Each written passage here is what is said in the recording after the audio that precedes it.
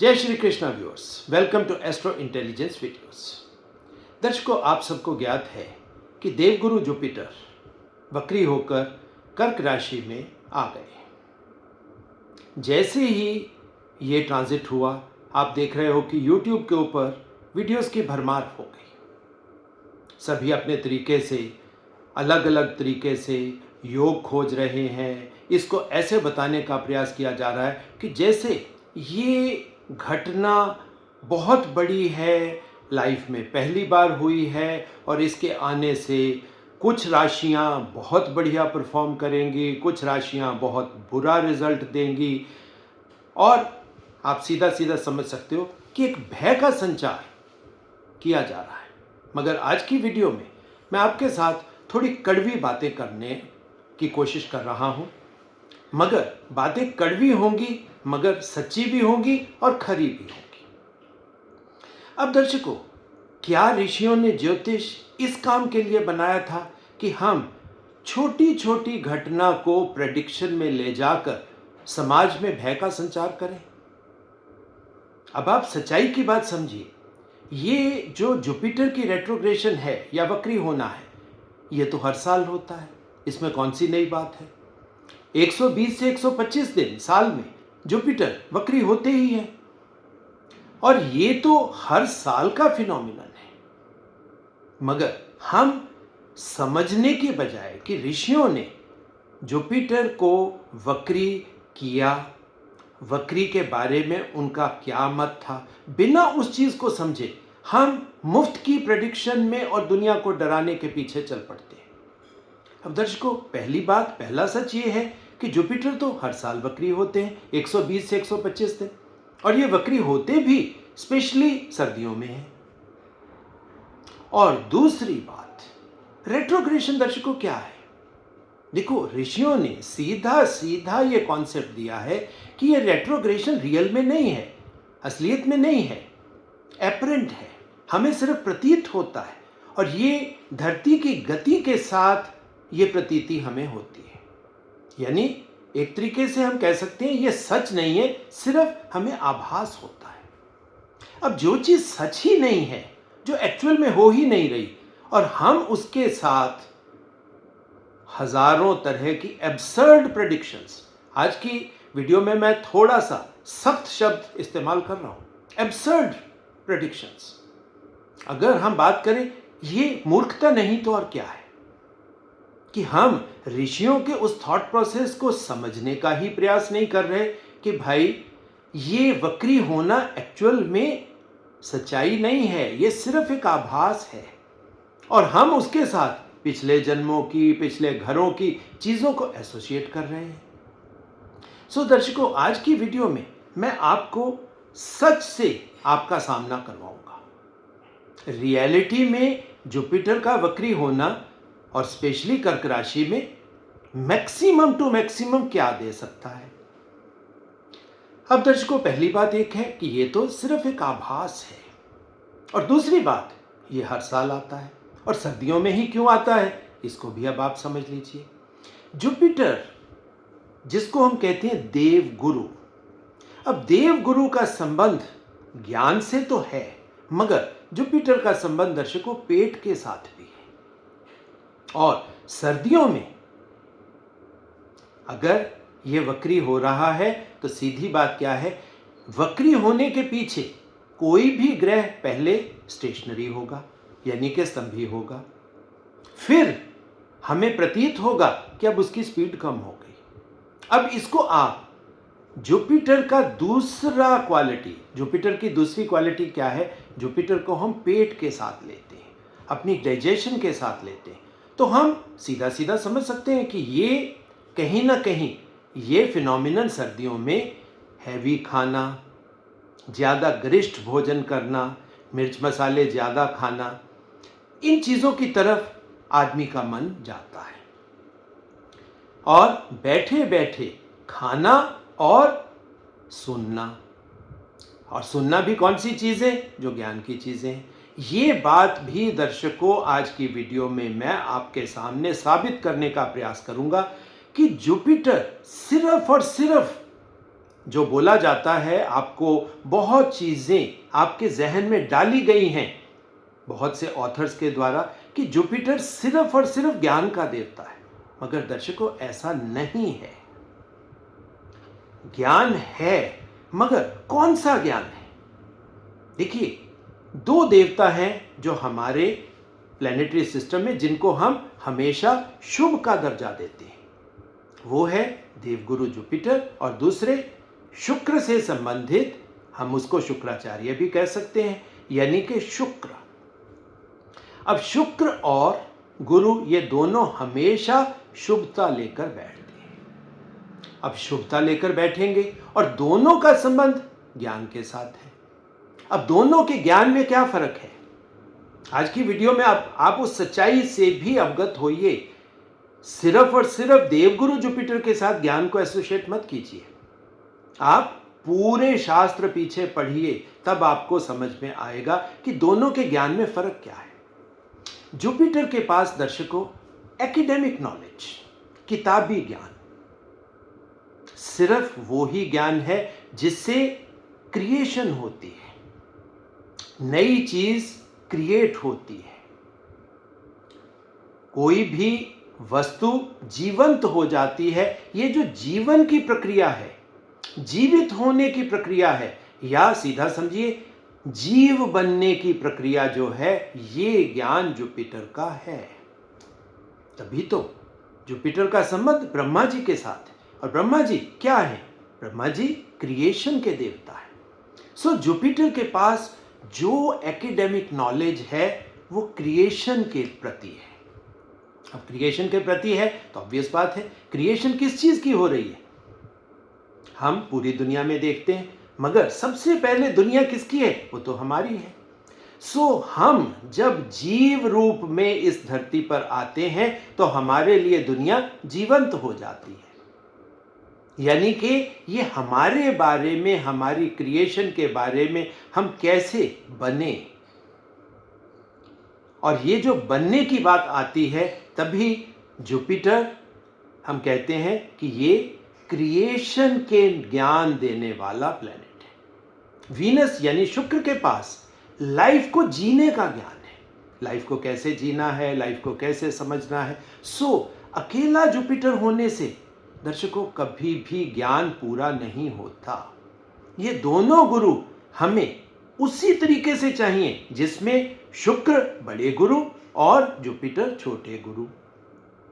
देखिए, जीवन बनना ये एक ऐसी संयोग की घटना है जो हमारे कंट्रोल में तो है नहीं। हमें तो जीवन मिल जाता है, और जीवन भी किसमें? एक शरीर के रूप में। तो सबसे पहली बात ये आती है कि हमें उस शरीर को अच्छा रखना, ये हमारा एक तरीके से धर्म बन जाता है। मगर उस शरीर को चलाना कैसे है, उस शरीर में हम सुख कैसे ला सकते हैं, उस शरीर से हम कर्म कैसे कर सकते हैं। सो जीवन जीने की जो कला है वो दर्शकों जुपिटर के पास नहीं है, वो शुक्र के पास है। अब क्योंकि ज्ञान के देवता है, क्रिएशन का ज्ञान जुपिटर के पास है। अब जब जुपिटर कर्क राशि में आएंगे, अब कर्क राशि दर्शकों कौन सी राशि है? 4 नंबर की राशि है, चंद्रमा के स्वामित्व की राशि है। चंद्रमा यानी हमारा मन। अब आप देखिए सारा खेल क्या है, और जो आपको वीडियोस के माध्यम से परोसा जाता है वो बातें कितनी अलग हैं। मैं तो एक बात कहूंगा, हालांकि अब मैं भाषा बहुत संयमित भाषा यूज कर रहा हूं कि मैं उसको डिफरेंट ही बोल रहा हूं। हालांकि वो जो आपको परोसा जा रहा है, आपको मालूम है कि वो सही तो नहीं है, गलत है, झूठ है। अब जुपिटर का आपके मन के अंदर आना, और वैसे भी जुपिटर जब भी कर्क राशि में आएंगे तो क्या होगा? वो एक्सॉल्ट करते हैं, यानी कि मन के अंदर वो जो क्रिएशन का ज्ञान है हाईएस्ट लेवल पर। मगर अब दर्शकों यहीं पर तो सारा खेल है, जिस खेल से आज के ज्योतिष आपसे क्या है? छुपा लेते हैं। झूठ। आपको जो पेश करते हैं वो सरासर झूठ होता है और जो सच्चाई है वो आपसे छुपा ली जाती है।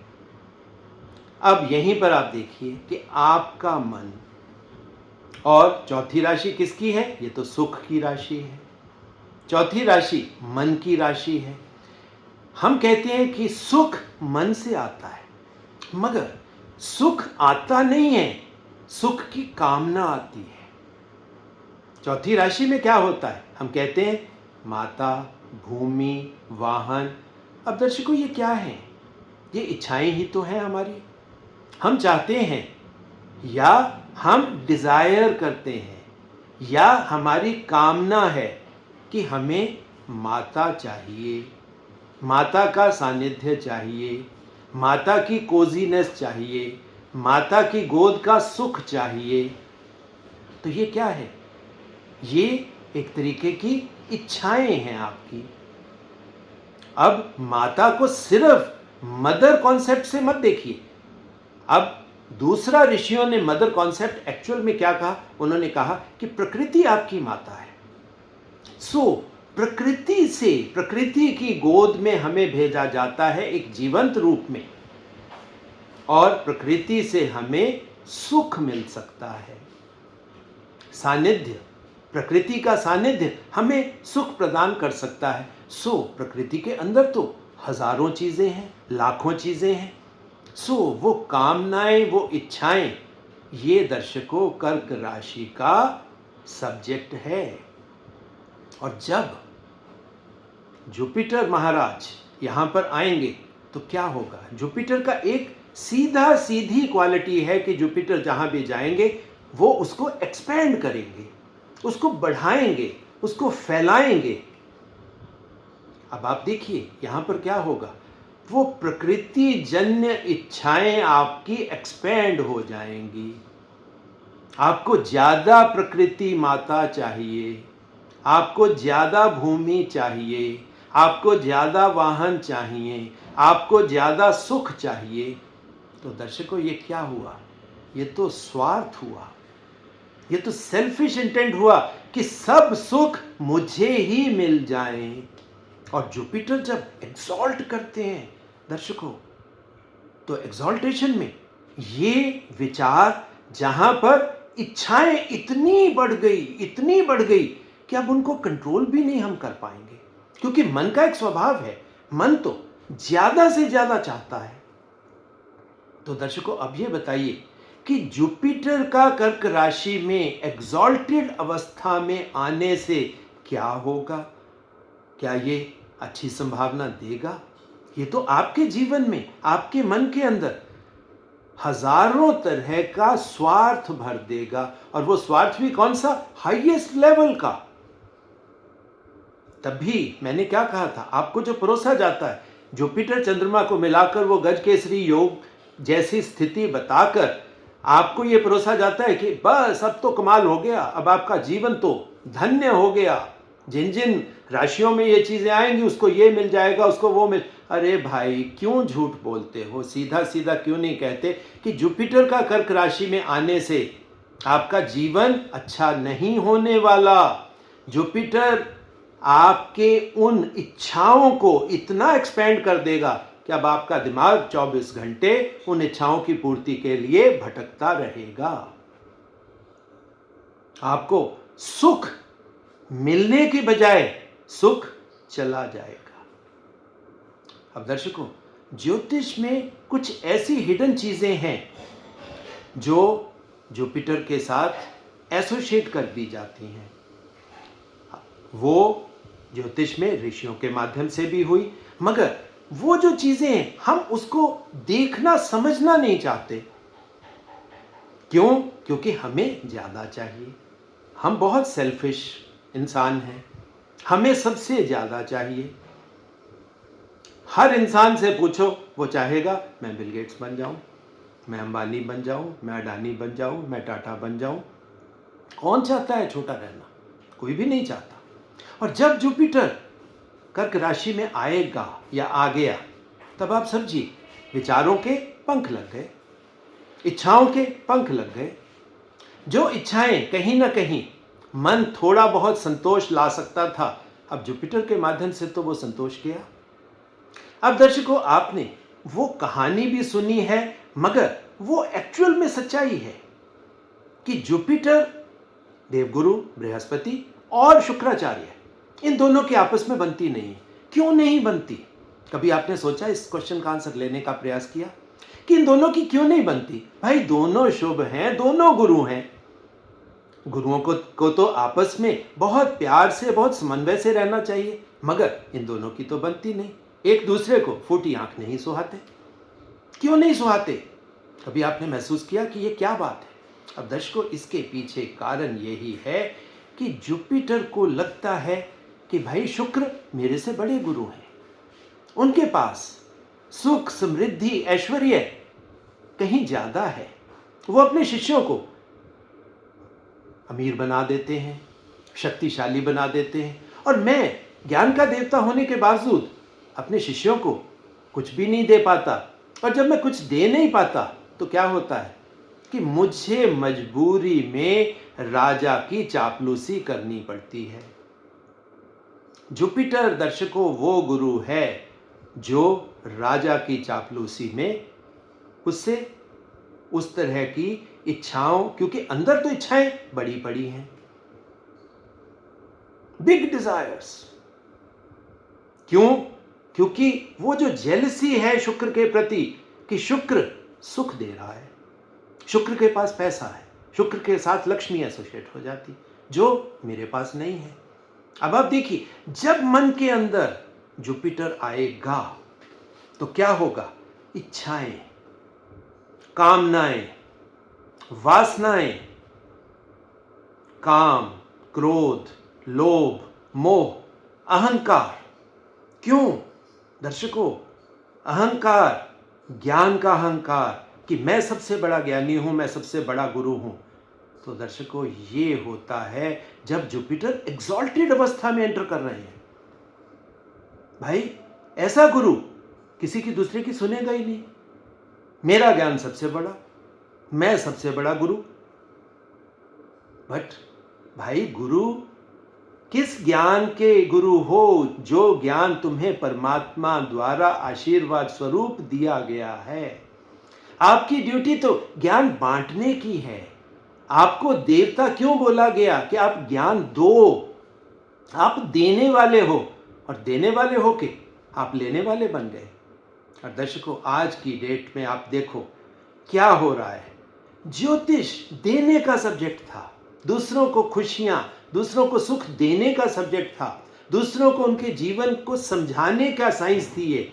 मगर हमने क्या किया कि हम डराएंगे और डराकर आपके पैसे आपकी जेब से निकाल के अपनी जेबें भरेंगे। तो दर्शकों, ये टाइम है जो 3-4 महीने है, आप ऐसे ज्योतिषियों से पल्ला झाड़ लीजिए। क्या करते हैं वो ज्योतिषी? आप देखिए, मेस्मराइज करते हैं आपको।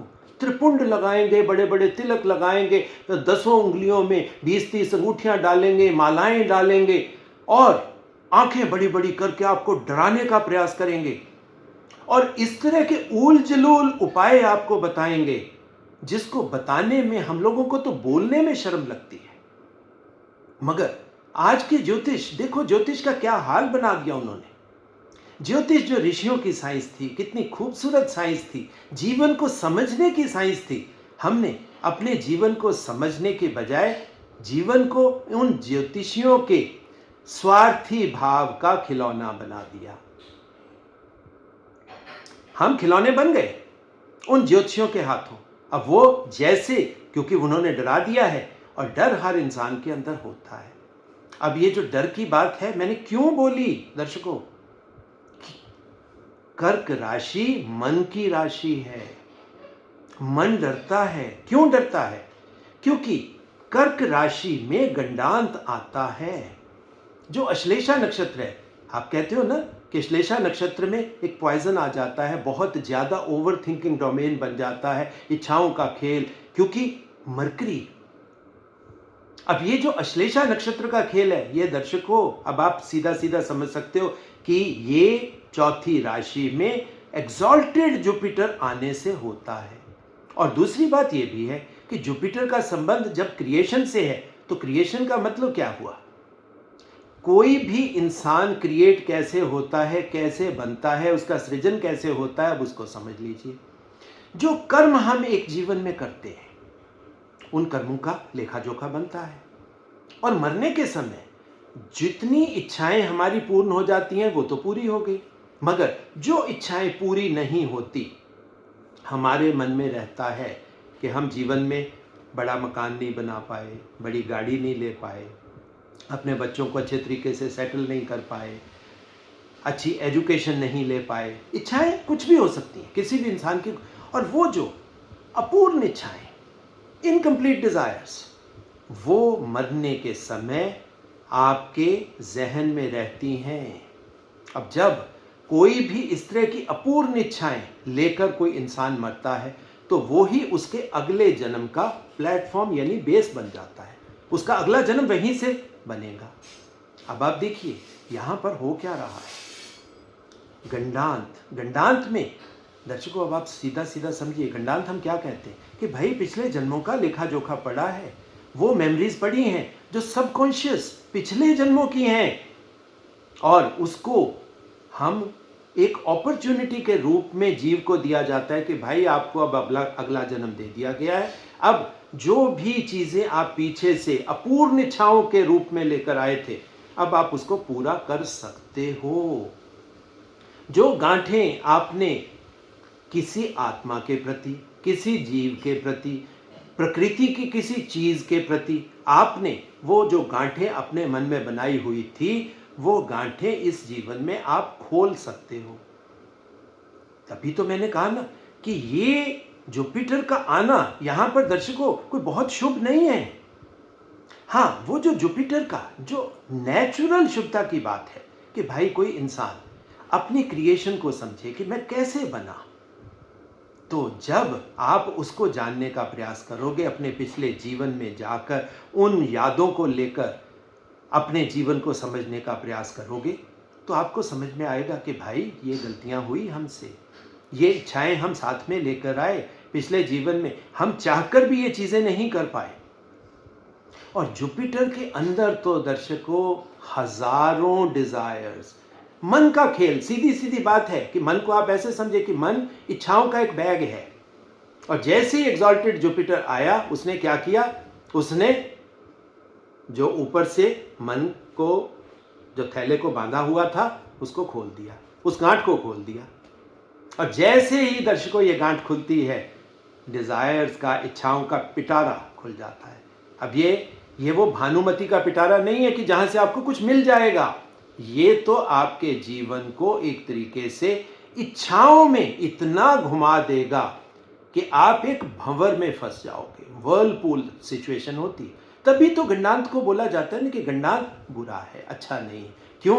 क्योंकि यहां पर पिछले जीवन की चीजें पड़ी हैं, और वैसे भी कर्क राशि के बाद वैसे ही पिछले जन्म का गेटवे तो ओपन हो रहा है, और वो जो गेटवे ओपन होता है वो दर्शकों इसी गंडांत से ओपन होता है, जो श्लेषा नक्षत्र से शुरू होकर मघा नक्षत्र तक जाता है। सो जुपिटर का यहां पर एक्सॉल्टेड स्थिति में होना, आप यहां पर एक अपॉर्चुनिटी के रूप में इसे लीजिए कि आप अपने क्रिएशन को समझिए कि आप जीवन में करने क्या आए हो, कौन सा सुख, क्या सिर्फ वैचारिक सुख, बैठे बैठे बिल गेट्स बनने की बातें, मगर दर्शकों यहां पर ही सबसे बड़ी रेमेडी पड़ी है। अब जुपिटर एक्सॉल्टेड अवस्था में आएंगे तो आपके दिमाग को इच्छाओं से भर देंगे, आपके दिमाग को घुमा देंगे। अब दिमाग को तो शांत होना चाहिए। ये कर्क राशि चौथे नंबर की है, चतुर्थ का चतुर्थ भवत भवम, वो दर्शकों कहां पड़ा है? वो पड़ा है शुक्र की तुला राशि में, और जहां पर शनि एग्जॉल्ट करते हैं। तो इस तरह के इच्छाओं के भंवर जाल से निकलने के लिए हमें एग्जॉल्टेड शनि के पास जाना पड़ता है, छोटी मोटे शनि के पास नहीं, एग्जॉल्टेड शनि के पास जाना पड़ता है। और जब हम एग्जॉल्टेड शनि के पास जाएंगे तो इसका मतलब क्या हुआ कि हम साधना करेंगे भाई। और शुक्र जो शुक्राचार्य के रूप में हमें दिखाया गया है, बताया, तो शुक्राचार्य तो अपने हर शिष्य को यही बोलते हैं कि भाई आप साधना करो। तो दर्शकों, सुख साधना में है, ना कि इच्छाओं, कामनाओं, वासनाओं, डिजायर्स के भंवर जाल में फंसने से है। अब आप समझोगे कि यह खेल क्या है। तभी आप देखिए मकर राशि में जुपिटर क्या करते हैं, डेबिलिटेट कर जाते हैं।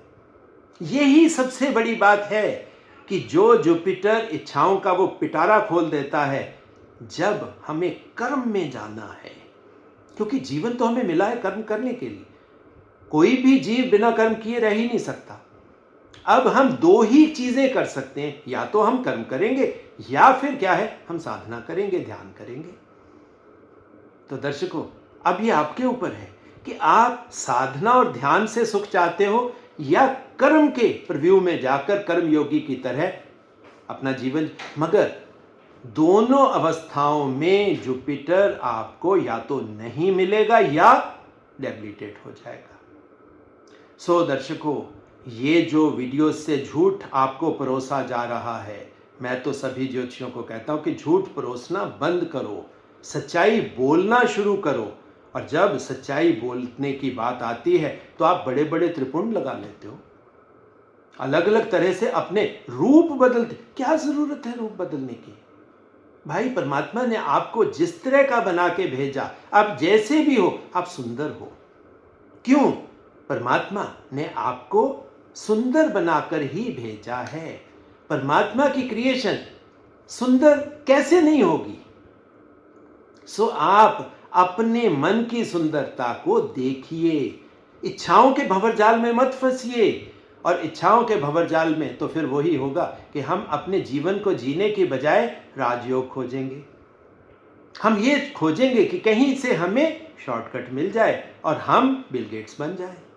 मगर दर्शकों, जीवन में ना कोई शॉर्टकट है, ना कोई सोचने मात्र से बिल गेट, अडानी, अंबानी बन सकता है। उसके लिए तो आपको कर्म करना पड़ेगा। अब या आप कर्म करो या आप ध्यान और साधना करो। अब ये चुनाव भी आपका ही है। इसमें अगर हम कहें कि परमात्मा का कोई बीच में इंटरफेरेंस है, नो, ये आपका थॉट प्रोसेस है कि आप अपने जीवन को कैसा जीना चाहते हो। सो दर्शकों, यहां पर सभी राशियों के लिए मैं स्ट्रेट वे वार्निंग दे रहा हूं, स्ट्रेट वे, कि ये जो अगले 3-4 महीने हैं, इस पीरियड में ज्यादा इच्छाओं के प्रति जाकर, ज्यादा खाने के प्रति अपनी लालसा बढ़ाकर या झूठे ज्ञान के प्रति अपनी लालसा बनाकर आप अपने जीवन को तहस नहस मत करिए। जीवन को समझोगे तो जीवन में आंसर्स पड़े हैं। जीवन तो बहुत खूबसूरत चीज है दर्शकों। सो अब यहां पर एक बात और आती है। चंद्रमा पानी, ठंडा, जुपिटर गर्म, उग्र, ये कॉम्बिनेशन कैसे बनेगा? दर्शकों, मन का स्वभाव ही नहीं है उग्रता का। मन जब तक शांत है, अपनी अवस्था में, अपनी नेचर में है, तब तक ही वो खूबसूरत है। जैसे ही वो जुपिटर की उग्रता उसके अंदर जाती है तो क्या होता है? वो बवंडर बन जाता है। वो इस तरह का केमिकल एक्शन आपके शरीर में होना शुरू हो जाता है जो आपके जीवन को कहीं का नहीं छोड़ता।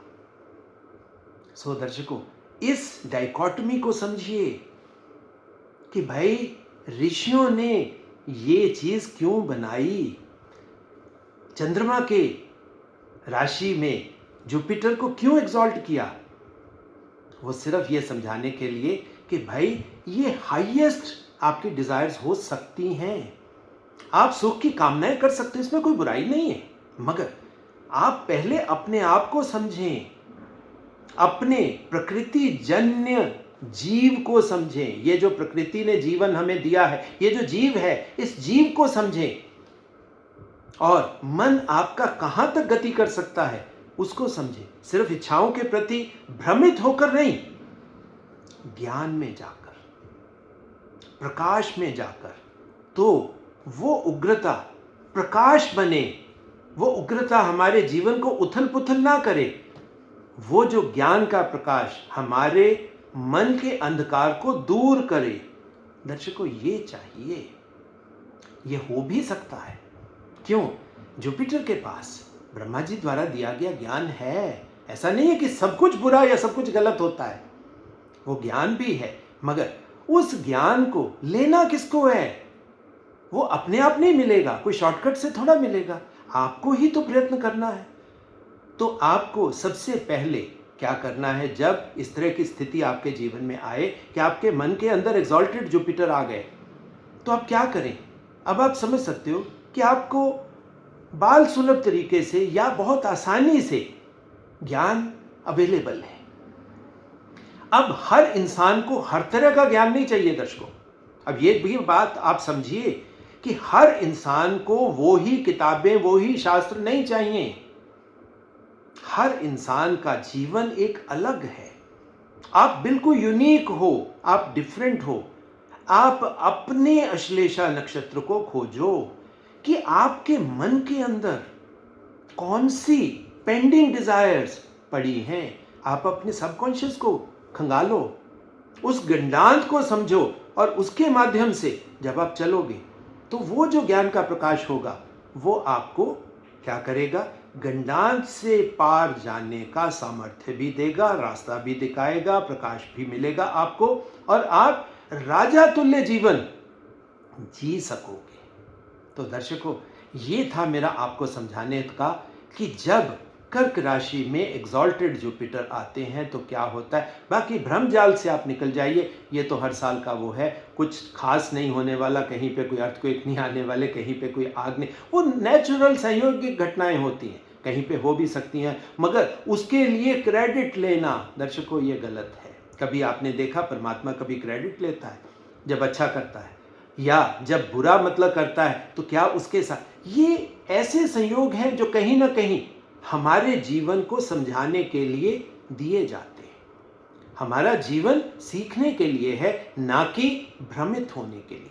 सो भ्रम जाल से निकलो, इन झूठे पाखंडी ज्योतिषियों के माया जाल से दर्शकों अपने आप को फ्रीडम लो, फ्री हो जाओ उनसे। सही ज्ञान को पकड़ो, सही ज्ञान को पकड़ोगे तो आपका जीवन बढ़िया जाएगा।